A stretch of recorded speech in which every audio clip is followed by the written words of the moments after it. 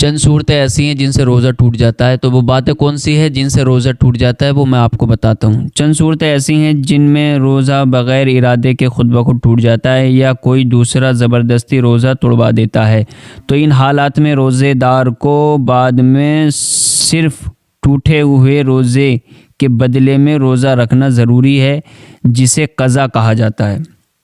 تو ان حالات میں روزے دار کو بعد میں صرف ٹوٹے ہوئے روزے کے بدلے میں روزہ رکھنا ضروری ہے، جسے قضا کہا جاتا ہے۔ روزہ ٹوٹ جاتا ہے لیکن صرف قضا فرض ہے،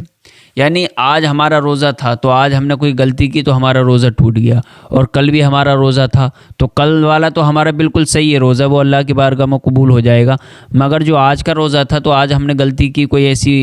بنا پہ جو ہمارا روزہ ٹوٹ گیا، تو آج کا ہم نے چھوڑا ہے روزہ، آج کا ہمارا روزہ ٹوٹا ہے تو آج کا ہی روزہ جو ہے ہم رکھیں گے، یعنی اس کو قضا کہتے ہیں، یعنی قضا اس کی واجب ہوگی۔ باقی وہ جو کل والا روزہ وہ تو اللہ کی بارگاہ میں قبول ہو گیا، وہ رکھنے کی ضرورت نہیں ہے۔ جو آج کا ہم نے توڑا ہے تو یہی روزہ ہم رکھیں گے۔ کسی نے روزے میں بھولے سے کھا پی لیا اور پھر یہ سمجھ کر روزہ ٹوٹ ہی گیا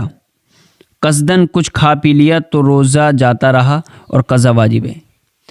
کفارہ نہیں۔ کسی نے بھول کر کچھ کھا پی لیا اور اسے پتہ تھا، بھول کر کھا پی لیا اور پتہ نہیں تھا کہ میرا روزہ ہے، اور پھر جو ہے اس نے قصداً کچھ کھا پی لیا،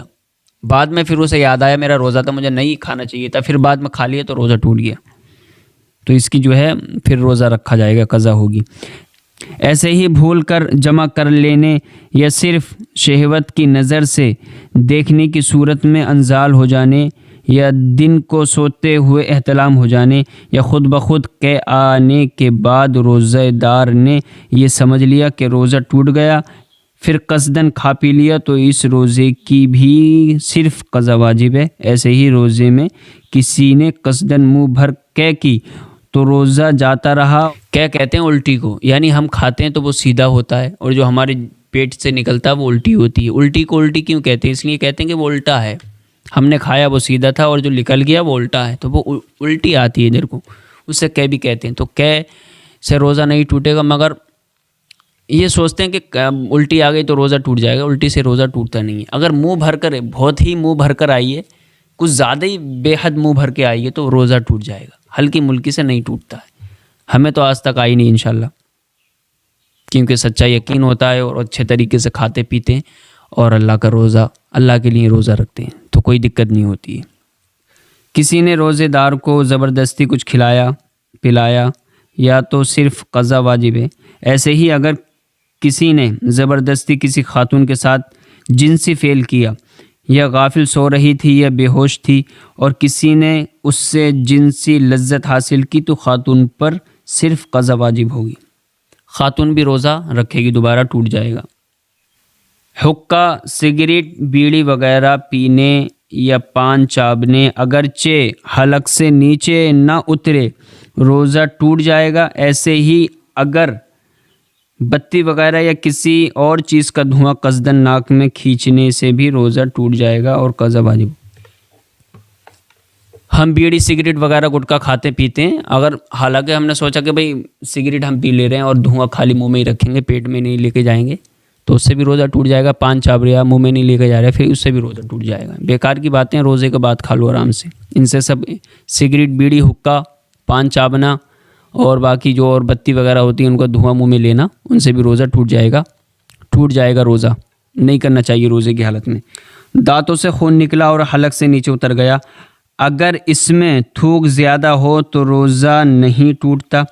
اور اگر خون زیادہ ہو تو روزہ جاتا رہا۔ سر میں دماغ کی جھلکی تک یا پیٹ میں معدے کے منہ تک گہرا زخم ہو تو ایسی صورت میں اگر دوا لگائی اور وہ دماغ یا معدے کے اندر پہنچ گئی تو روزہ ٹوٹ گیا اور اس کی قضا۔ کوئی ایسی بیماری ہے جو دماغ وغیرہ میں، معدے میں چوٹ لگی ہوئی ہے، یا تو ہم نے دوائی لگائی تو اس سے روزہ، وہ اگر دوائی اندر چلی گئی تو اس سے روزہ ٹوٹ جاتا ہے، اوپر رہی تو نہیں ٹوٹے گا۔ اگر انجیکشن کے ذریعے دوا معدے یا دماغ کے اندر پہنچی تو روزہ فاسد ہو جائے گا، اس لیے روزے کی حالت میں انجیکشن نہ لگوائیں۔ دیکھیے انجیکشن لگوانے سے روزہ ٹوٹتا تو نہیں ہے، کوئی ایسی بہت ہی بگڑی ہوئی حالت ہے تو انجیکشن لگوا سکتے ہیں، روزہ نہیں ٹوٹے گا، اور جب بگڑی ہوئی حالت ہوگی تو وہ روزہ ہی ٹوٹ جائے گا، تو روزے کی حالت میں بچا جائے، باقی انجیکشن لگوانے سے روزہ ٹوٹتا نہیں ہے، صحیح ہے۔ ہاں، بیوی کو گلے لگانے، بوسہ لینے اور بدن کو چھونے وغیرہ کی صورت میں انزال ہو جانے سے روزہ ٹوٹ جاتا ہے، بشرط کہ روزہ یاد ہو اور اس کی طرف قضا واجب ہے۔ بیوی کے پاس بیٹھے ہیں چومے، اسے بوسہ لینے سے بھی روزہ جو ہے جاتا رہتا ہے، اس سے بچا جائے، روزے کی حالت میں نہ کریں،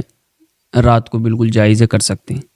یا بھول کر جماع میں مشغول تھا، پھر روزہ یاد آ جانے میں فوراً جدا نہ ہونے سے بھی روزہ فاسد ہو جاتا ہے اور اس کی قضا واجب ہے۔ اگر بھول کر جمع کیا ہم بستری کی بیوی سے اور پتہ نہیں تھا کہ روزہ ہے اور پھر یاد آ گیا کہ میرا روزہ ہے اور ہٹ نہیں رہا تو روزہ ٹوٹ جائے گا۔ ہاں، کسی کی آنکھ دیر سے کھلی اور یہ سمجھ کر ابھی سحری کا وقت باقی ہے، کچھ کھا پی لیا، پھر معلوم ہوا صبح ہو چکی تھی تو اس روزے کی قضا کر رکھنا واجب ہے۔ کسی کی آنکھ دیر سے کھلی اور کچھ کھا پی لیا اور پھر پتہ چلا کہ صبح ہو گئی تھی تو وہ روزہ نہیں ہے، سحری کا وقت ختم ہو گیا، اس کے بعد میں تم نے کھایا تھا تو وہ روزہ نہیں ہے، اسے جو ہے دوبارہ رکھنا ہوگا، قضا کرنی پڑے گی اس کی۔ کسی نے سورج ڈوبنے سے پہلے ہی یہ سمجھ کر سورج ڈوب گیا ہے افطار کر لیا تو قضا ہے۔ سورج ڈوبنے سے پہلے ہی یہ سمجھا کہ یار سورج تو ڈوب گیا، میں افطاری کر لوں، روزہ کھول لوں، تو وہ بھی روزہ نہیں ہوگا، ٹوٹ جائے گا روزہ۔ تھوڑا صبر کرو، جب روزہ رکھا ہے تو صبر کر لو، اگر تھوڑی رات بھی ہو جائے گی تو کیا دقت ہے، ثواب ہی ثواب ہے، کوئی دقت تھوڑی ہے۔ روزہ رکھا ہے تو اگر ہم 24 گھنٹے رک گئے، 12 گھنٹے رک گئے تو اور رک سکتے ہیں، آدھا پون گھنٹہ۔ روزے میں کسی کے منہ میں آنسو یا پسینے کے قطرے چلے گئے اور پورے منہ میں اس کی نمکینی محسوس ہوئی اور وہ ان قطروں کو نگل گیا تو روزہ جاتا رہا، قضا لازم ہے۔ مسواک کرتے ہوئے